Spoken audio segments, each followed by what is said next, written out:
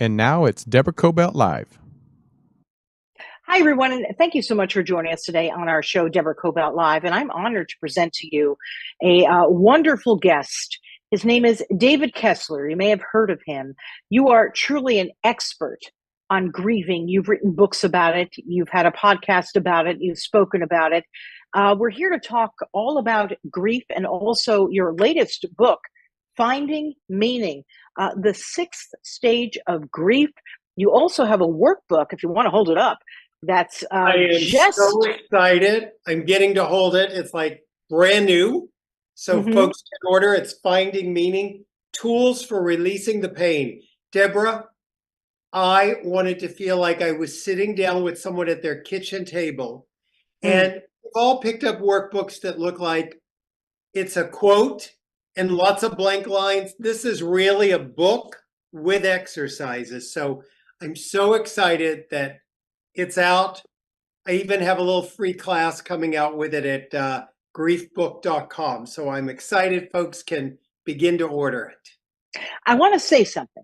Before we went on the air, David and I were, fixing lighting and we were laughing. We found some humor in what was going on. And I thought, no matter the grief that you have been through or the grief that I have been through, you can come out the other end and laugh again. I want people to remember that, because when you're in the depths of grief, it really doesn't feel like you can come out.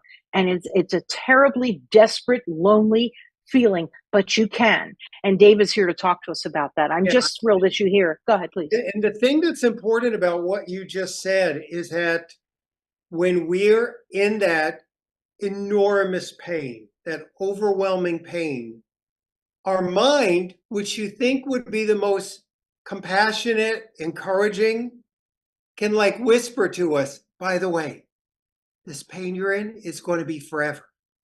And that's actually not true. The pain does change. So, and we need help with that. And that's what I try to do, is help folks with that, the worst moments of their life. People might say, well, how does he know? I'd like to briefly touch upon what you've been through in your own life as a very young person, and also as an older gentleman. Not that you're old, you know what I mean. Right. See, there you go. Something funny again. We did it again, David. We did it again, but you know what I'm talking about. Please, would you share with our audience? Sure. And I can come back to older gentlemen too, because that's a shocking thing for me, but that happens to all of us eventually. Oh, me too. Go ahead. I've studied this work, obviously, and I know it professionally, but as you mentioned, I also know it personally. When I was growing up, I had a mother who was in and out of hospitals. She got really sick at one point, had to go to the hospital in the big city. And when we were there, we were at a hotel across the way, and all of a sudden I couldn't go up because you needed to be 14. I was only 13. So I was in either the hotel lobby or the hospital lobby, lots of lobbies in my childhood. But at one point, someone started yelling fire at the hotel. We ran out, looking up on the 18th floor, flames were coming out of the hotel. Fire trucks pulled up. Wow, there's a fire. They're putting it out, I thought. And then all of a sudden, shooting began. Oh. And it turned out it was an active shooter. It was considered by many to be one of the first mass shootings in the United States, because we've had a lot now since then. But it went on for hours and hours. People were killed around me. My father was desperately trying to get us back to the hospital. And within a few days, my mother died upstairs alone. We weren't with her. Oh. And so much grief and trauma for a child, and no one was there to help. The only thing I ever heard was from a stranger who said, be strong, which kind of feels like don't have feelings or take care of everyone else. And I thought, just like we kind of mentioned, I thought I was broken. I thought broken, unfixable, that was going to be this lifetime. And oh my gosh, I got into community college, and there was a death and dying class. And I heard about this woman, Elizabeth Kubler-Ross, who had written this book and wrote these stages. And all of a sudden, there was a language for what I was going through. And there was Mm. hope. And I spent decades working on my own healing and trying to find some light in the darkness, and translated that to ways to help other people. I couldn't imagine that someday I would get to know Elizabeth Kubler-Ross and get to write with her and help adapt her stages for grieving, from because she originally wrote them about dying, and then I was able to help her. And one of the things I always hear her voice saying, tell everyone. I almost want to do it with her accent, but I can't. But remind everyone the stages aren't linear. There's no one right way to do grief. Grief is messy, it's organic, and we all unfortunately know how to do it. And that was my life. And I have been so privileged to do so much work in helping. And then, as you mentioned, there was more, because I thought my job now over these last decades is helping people. My grief is behind me. And then a few years ago, I got a call that my younger son, David, had died. And brutal, as you would imagine. And I had to do everything I told other people to do. I had to go to grief counseling. I had to sit in a grief group with a cap on, 5 feet away from a table with my books on it. And I Oh, couldn't say to anyone, I'm the grief expert. I had to be the father who buried a child trying to help others. And wow. I'll tell you, it's been challenging, but I have learned, just like we talked about, to find happiness and joy again. And I'll tell you, that's what my son would eventually want me to do. I have classes I often teach about grieving fully, living fully. We're doing one now for the death of a spouse, and no matter what you've been through, it's one of the hardest things we go through this lifetime, and healing is possible. You really are the vehicle, David. You really are. Through you, so many of us are learning how to cope. Why you were chosen to do this, I'm not sure, but here you are, and you've really taught thousands, hundreds of thousands. I really don't know how many people, millions, how to go through it and somehow come out the other end. And that's very important for those of us who've grieved. Most of us have grieved, whether we're children Right, or adults. Go right. ahead, please. Yeah, and the interesting thing about, some of us are in acute grief right now. Some of us Mhm. had recent grief. And I got to tell you, there's a lot of people who have unattended grief that they've never had the tools or known how to look at. And they don't even know it's driving their relationships, it's driving their life. It's challenging. It's challenging. I just have to look on my social media and I see people who just have so much unattended grief and think there's no hope. Look at today, 9/11. You're in New York, and you were speaking with people this morning before you even came on to speak to us. Um, that's got to be very painful for all the people there, and for you to even be there today to speak with these people and their grief that's been going on now over 20 years. That it was unimaginable and so sudden. I sometimes think sudden grief, because it just takes us by surprise. You've been through it. Is it also brings on the PTSD, right? Because it's something that wasn't expected. How are things there today? How are you helping people there today? It's interesting. You feel it in the air. Yeah. I joined a wonderful organization called Tuesday's Children that helps children who were affected by 9/11. I was with many children, and this is like, the part where I thought about how old I am is as I was talking to these young people about their loss, I said, what do you remember from that day? And like a few of them said, well, I was 2, well, I was 3. And I'm like, oh, they like weren't even old enough to really comprehend this. And yet here they're grieving, someone that they Wow. missed their whole life. So you feel it in the air. And I was at, we got together, and it was unique ways to memorialize people, and there was a moment of silence, and you feel it here. Yeah. I want to talk about the latest book, definitely your workbook. I believe they are so valuable. If you just get the discipline to sit down and go through one page, I believe you can continue to go through the pages. Sometimes workbooks are one of those things where people will say, oh, really? And then the minute they open it up, it speaks to them. These exercises are so helpful. So I want to talk about that in a minute. But first, I really do want to talk about the different stages of grief.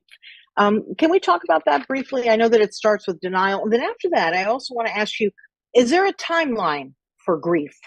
And the reason why I'm asking is because when I went through grief some time ago, it's still there, as you say. I don't know if it really goes away.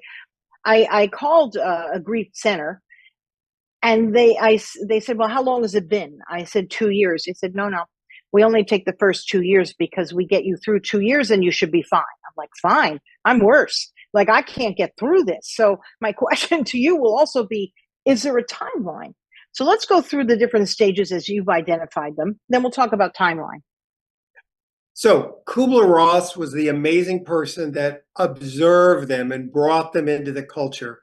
Yes. And there isn't even a first one, because some people's first one is anger. So it could be denial, which is, I can't believe this is happening. I mean, think of September 11th. We couldn't believe that was Yeah. happening. The denial has a grace to it. We couldn't take in all this pain in one day. It would be too much. Yeah. So there's grace in the, I can't believe this is happening. I can't believe they're gone. And by the way, I just want to also, I should have said this earlier, grief is one word for a lot of things.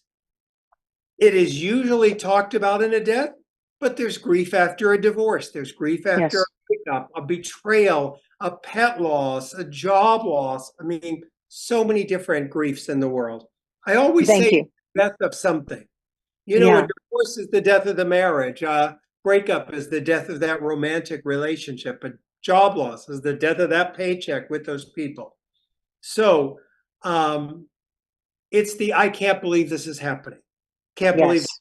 betrayal, my pet died, whatever it may be. So much pain that comes with that. We can't take it all in. There's also anger.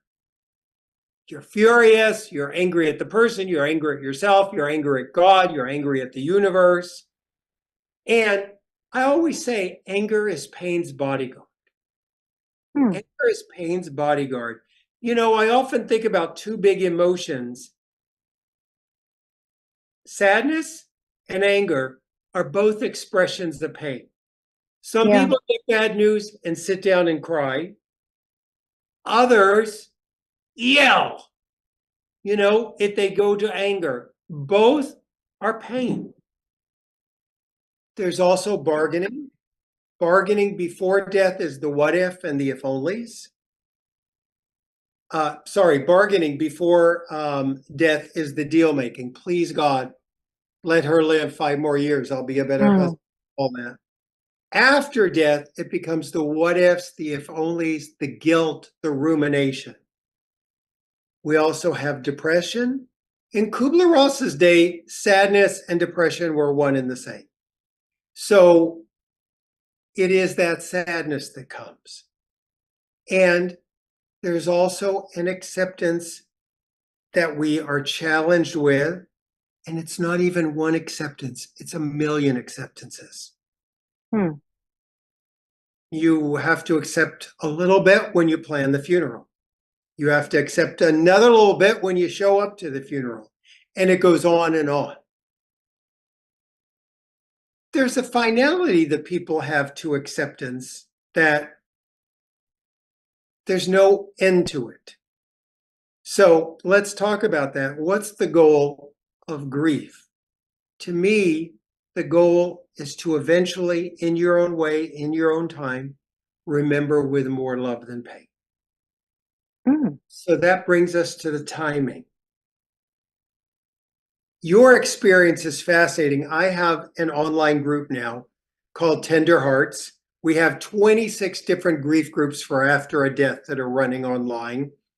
And what's, death of a spouse, death of a parent, death of a child, death of a sibling, death by addiction, Alzheimer's. We've got so many different groups, fentanyl poisoning, suicide. So, because death happens in so many ways, even anticipatory grief before someone dies. But in the old days, we were so limited in physical rooms that we would say to people, you got to wait 2 months before you come, and you can't come off after 2 years.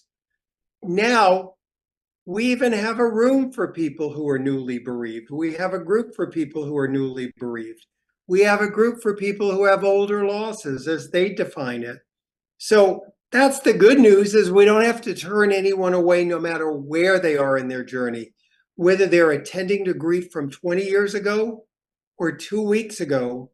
We're able to welcome them in. And I'll tell you, the thing I'm so proud of that online grief group is it is a small monthly fee for anyone who wants to join. There's 4 sessions a week, all those groups, and no one's turned away for a lack of funds. I mean, my mission is to make sure grief support is available to everyone. So, as there's no timeline. There's no timeline. When people say to me, how long is my sister going to grieve? How long is my spouse going to grieve? I'll always say, how long is the person going to be dead? Because if they're going to be dead for a long time, you're going to grieve a long time. Doesn't always mean with pain. I often wonder, though, is it, lack of a better word, a little easier to accept if it's one's parent, let's say, because it's the evolution of life in a way, and they were perhaps fortunate enough to live into an older age, as opposed to someone younger. Because I imagine you would say to yourself, why? You talk about that acceptance, you talk about all the different stages. Is that true, or not really? It just Well, people often say to me, which is the worst grief? Is it the death of a child? Is it a murder? What is it? A parent who was 100 years old, who was with you for the last 70 years or 80 years? Which is the worst? My answer is always yours. Because the truth is, you can never know what it's been like for me to have a child die. I can never know what it's like for someone else to have a spouse die after 50 years. I can't get anyone else's pain except my own. right. I can be present, I can love them, I can sit with them, but this is my worst pain. Someone else's spouse is theirs, someone else's siblings there, someone else's 100-year-old mother is their worst pain. Right. David, in doing this and having all these groups that you talk to and individuals that you counsel and different people that you speak with publicly, what have you learned personally about grief? It's clearly something we all share, right? I think the biggest thing I've learned is people who grieve well live well. Oh. We talked about before the show that we both live in Los Angeles. And in my neighborhood, I ran into someone I worked with 30 years ago when I was walking the dog, my sweet dog. And she said to me after, she says, oh, I've seen your career, I've seen your work and all that. She goes, I'd love to be your friend, but I just couldn't talk about death all the time. So I can't be your friend. And I said to her, you'd be surprised what a life I have that's filled with joy. And I think, if anything, all the loss I'm around helps me understand the preciousness of this moment. That's very well said, because you're right. In the end, it's all about precious moments because life is inevitable, eventually goes to death. If that's what we're mourning, because to your point, there's a lot that we mourn, right? The loss of a job or a divorce, and eventually all things come to an end, um, whether good or bad. But it does come to an end, and I guess that's part of the acceptance, isn't it? And there's also, with support, with information, with knowledge, we can find life again after loss, after tragedy. Or we can lock the door and never come out again. Or Yeah. we live a life so afraid. I mean, when I take in, oh my gosh, Deborah and David say we're all going to die. And I tell people, look, the reality is we've seen the statistics. The death rate is 100%. Yeah. We're all going to die. So that can either make me live in enormous fear, never leave my house, never work through any of the grief or the pain, or I can realize fear doesn't stop death. Fear only stops life. Mm. To really think about that, fear doesn't stop death. Fear stops life. And so I actually try to take in life even more. That is beautiful. What do you do if you have a stubborn little inner child that just wants to keep you down and be miserable and angry? How do you help those people? Well, here's the shocking thing about this Mm. is when you do grief work, you would think our mind would go, we're going to focus on this grief and heal it. But Yeah. all of a sudden, in the midst of grief, there's a little knock on the door, and it feels like our inner critic coming up and saying, by the way, you have a bunch of old wounds, because grief actually brings up old wounds. Yes, it does. And here's the thing, I see that knock is that little inner child saying, I'd love to be healed.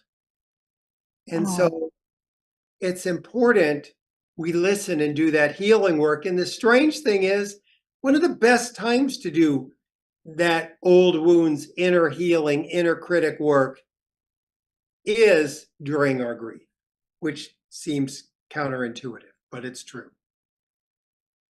so let's say I come to you and I'm grieving deeply. It wasn't even a recent grief, but it's still there. How do you help counsel people? And I know that's such a loaded, wide question because everyone experiences it at different levels, different times, different everything. But how do you start with a person or even a group? Well, it's interesting. And I think one of the first things is I say, where do you want to start? Where do Mm, you want to start? Now, some people say, I got these ruminations. I got this. I'm in enormous pain. I need help with this. I don't know how to talk to my children. Whatever it is. Some people, they got a big question. Other people go, I don't know. You're the expert. Where should we start? Who knows? mm, I'll often start with what triggers you, what activates you. Because mm. our triggers, our activations are a map to our grief. Not only are they a map to our grief, they're a map to our healing. Hmm. So the thing that gets you the most, oh, well, my sister said to me, that's where we begin. And, I'm so thrilled because one of the biggest groups I talk to, and I have a certification program too for grief and loss, is therapists and coaches. And they often say to me, to be a therapist, you didn't have to even take one grief class. I mean, a lot of therapists went on to take elective classes in grief, but they often say, I don't know what to do after the third session with someone. And whether we're lost in our own grief or a therapist is wondering how to help, that's why I love that I just did this workbook that, like, it's your map now. You don't know where to begin. It's a workbook. That's where you begin. Yeah. And It's also, giving me a wonderful tool that's going to be an answer. I'm going to say to people, you want to know where to start, where your pain lives, how to figure things out. I got something for you. that's amazing. And I also want people, at least for me, I'm going to speak personally for a moment. Yeah. Once I got to the point of acceptance, I was able to, and it took time. Like, time was something that I needed because nothing made sense. And it also sort of pivoted me to just almost, I felt like I was actually losing my mind, right? Through grief. I really didn't. I didn't know where to turn. I almost felt guilty having grief because I thought, well, this is a person who lived their life. Like, who am I? Life seems okay. And I almost felt very guilty to have grief. I felt like I had responsibilities and I needed to carry them on. But the more I felt that way, the more I really wasn't handling my responsibilities at all. And it sort of made me just almost lose my mind a little bit. And I'd like you to address that for those people who are grieving to the point where they're not themselves anymore. How did they come back? I managed to find myself back and to get myself back, but boy, did it take some time. It really did. And then once I did that, I was able to accept. And that I never thought I'd got there. I just want people to know you can get there. I never thought I did. I'm sure, it's difficult for David, but please, could you address that? How do you come back? First of all, just like you said, some people, they're in survival mode. They got the kids they got to take care of, or there's the estate that has to be handled, or they have to do all the logistics of things that come with grief. And we know it's hundreds of hours that it takes to deal with estates and all that. So one of the things around this is I always say to people, if you can't deal with grief, not to worry. Your psyche puts the grief just up on a little shelf until Oh, you deal with it. You can't lose your grief. Now, hmm. seems like whenever it comes down, people say it's never a good time. There's never a good time for the grief to come back, but it always comes back when you're ready. And then the important thing is, and this is what you did, and this is, like, to me, a key, is what we run from pursues us, and what we Hmm. face transforms us. What we run from is going to pursue us, and what we face transforms us.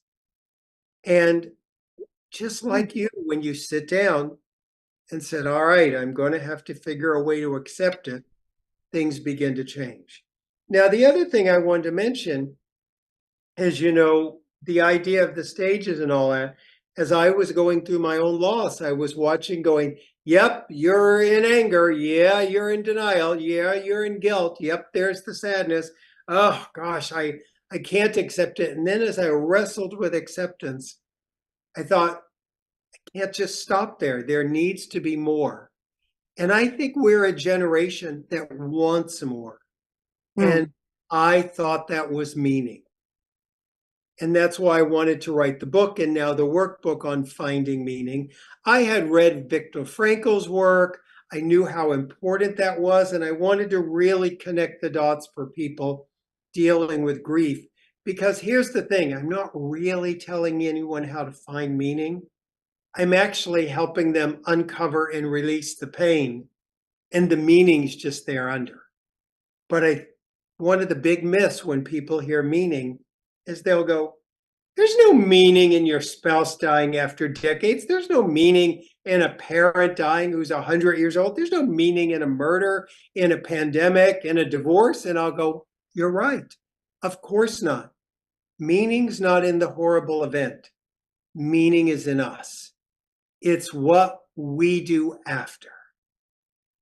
That's where the meaning is. And the meaning cushions us. And I'll tell you the other big myth about meaning is people go, oh, all right, there's meaning. Do I start a charity, a foundation? No, no, no. Doesn't have to be huge. Meaning can be just the small things. Meaning can be the moments. Like Deborah, it's important we name them. This is a meaningful moment for me. Being here with you, talking to your audience, this is meaningful. This is being here on this day, September 11th, is meaningful. Talking to those children of people who died in the towers is meaningful. And it can be things, I'll give you one more example. A woman shared with me her father put his way through medical school by being a waiter.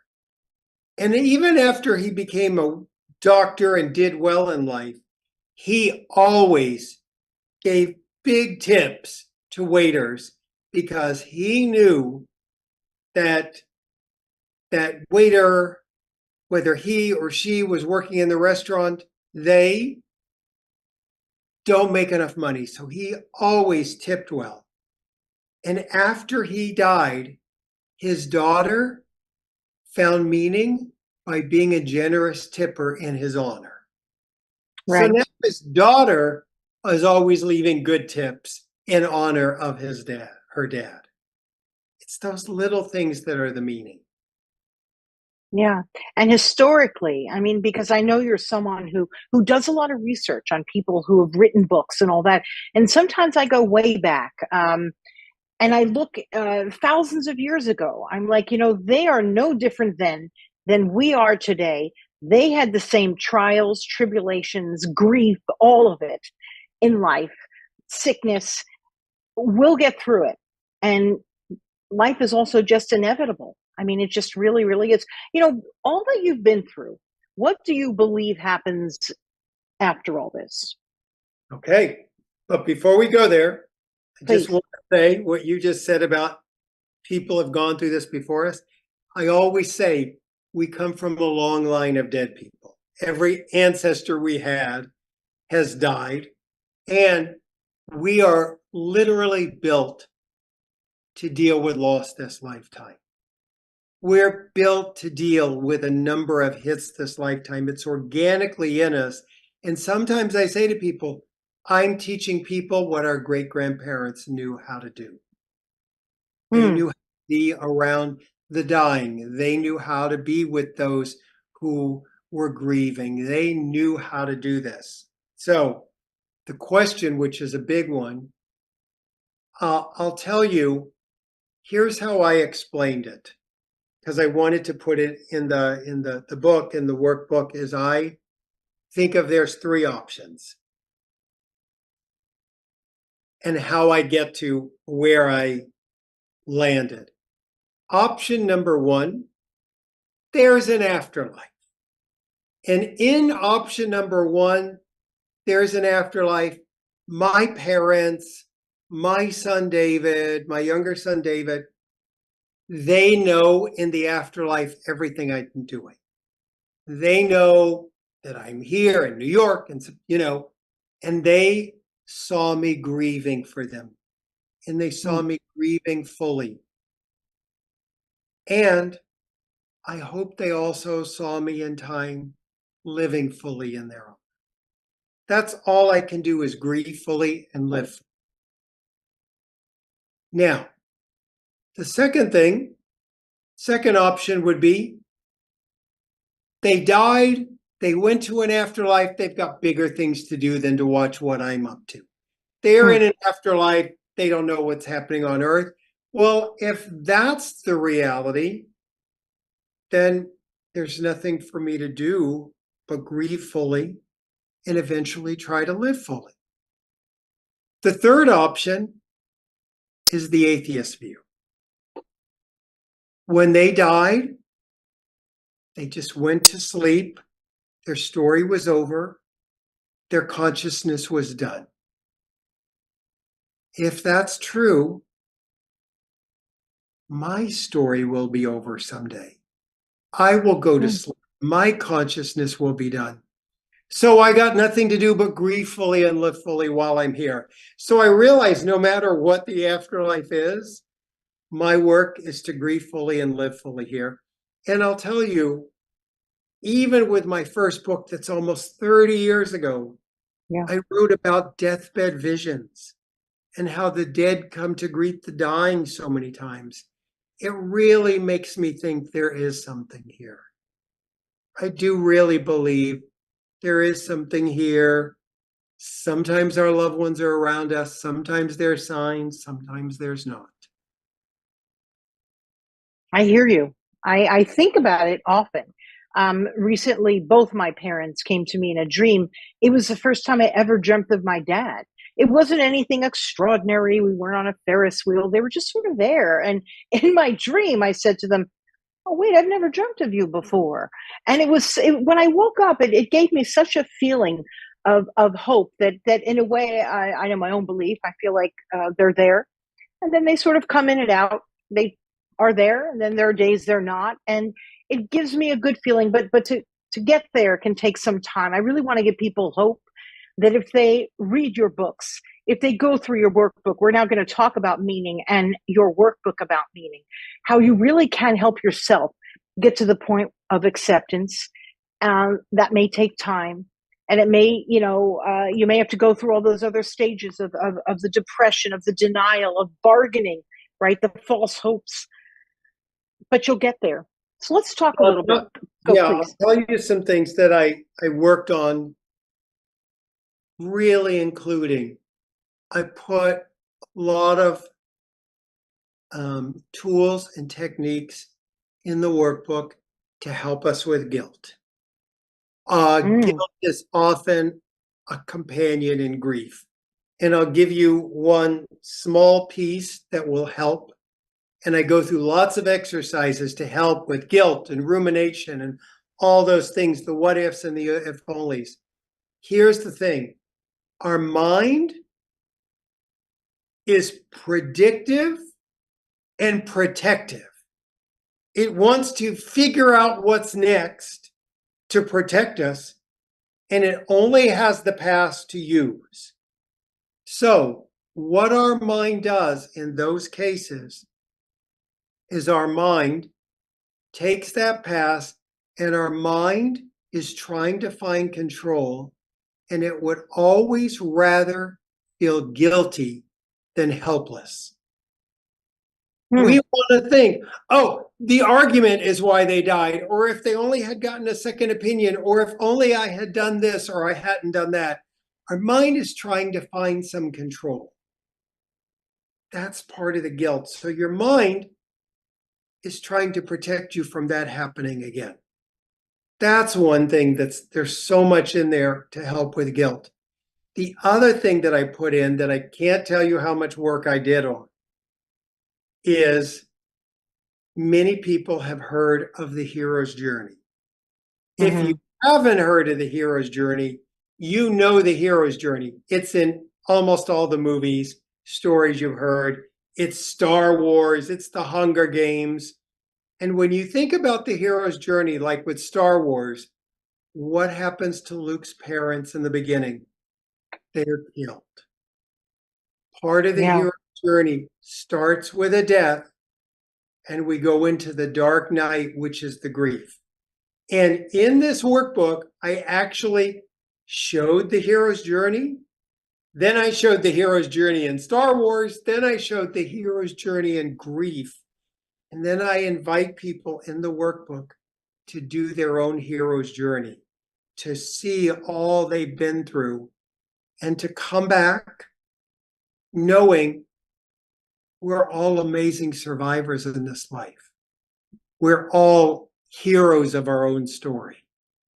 So in case you can't tell, I'm excited about the workbook coming out. I can tell. And also your sincerity is so true and real. And you also are always evolving in this entire journey of grief, because just when you think that maybe you've written it all, you think, nope, there's something else. There's meaning that I need to talk about. And I'm sure someday after meaning, there will be something else. Or maybe you'll circle back and look back at all the different, books that you've written and the courses that you've given and the shows that you've done and say, I want to take that up and talk about that again. And I love that you do that, because this is a journey. This is something that we keep coming back to, but the meaning, I think, will really help an awful lot of people. I do. Well, I'll tell you, I always have this belief. I'm like, this is my last book. Yeah. After this is the last book. And then, just like you said, something else comes up and gets me. So, Is there anything you want to tell our audience to just give people hope? Because when you're in the depth of the grief, it's almost impossible to see that you'll get out of it. Is there anything you want to tell people? well, I want them to know that no matter what they're going through, maybe they can't see hope. They're like, I don't get it. This guy's crazy. There's no hope for me. And like I said, I see it online all the time. Someone writing on Facebook or Instagram, or I've actually gone to TikTok, which is shocking. But someone writes, there is no hope. I will tell you, I always say to people, I believe in hope. And I am so sorry that your loved one has died and their physical death is permanent. But your loss of hope is temporary. And I will hold hope for you till you can find it again. I will hold your hope till you can find it again. Mm. And the workbook, I am going to be doing classes with people who order the workbook. So as I mentioned, if they go to griefbook.com, they'll see it to order it online from the big online retailers to Barnes and Noble to Amazon to your local bookstore. There's places. And if you order it, I'm going to do some classes with you to help you get started because I am so committed to people releasing this pain and finding that hope again. And that's griefbook.com. Griefbook.com. Okay. And they can also find it on your regular website as well, right? Can you give a shout out? Give a shout out to all the ways people can find Sure. you. Grief.com. They can find me at grief.com.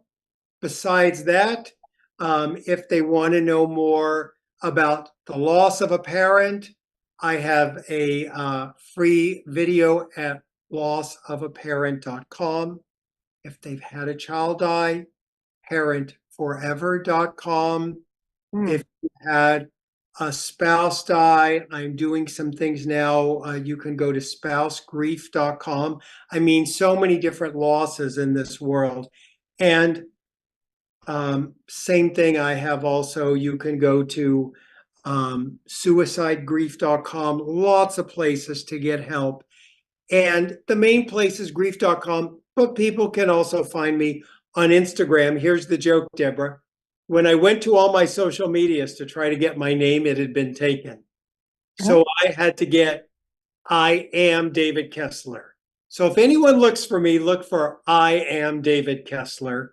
I'm not trying to be like I am Spock, but it was the only name I could find. So that's how they can find me. And they can always write to me at info at grief.com. And there's no coincidences necessarily in life. The fact that we booked this interview quite some time ago, and the fact that it's 9/11. I remember when I saw the date that we booked, I thought, oh my goodness, should I do this interview on 9/11? And I thought, oh, absolutely. And I'm so grateful to you, honestly, because I know you're traveling and I know you're speaking with people, that you gave us the time on 9/11. I believe this is a very appropriate time for us to be talking about grief. So I want to thank you very, very much, David, for taking the time to join me and my audience. I mean that sincerely. Thank you. And I also just want to mention, because I believe as long as we say their names, they can never fully die. My friend Barry Berenson Perkins was one of the first.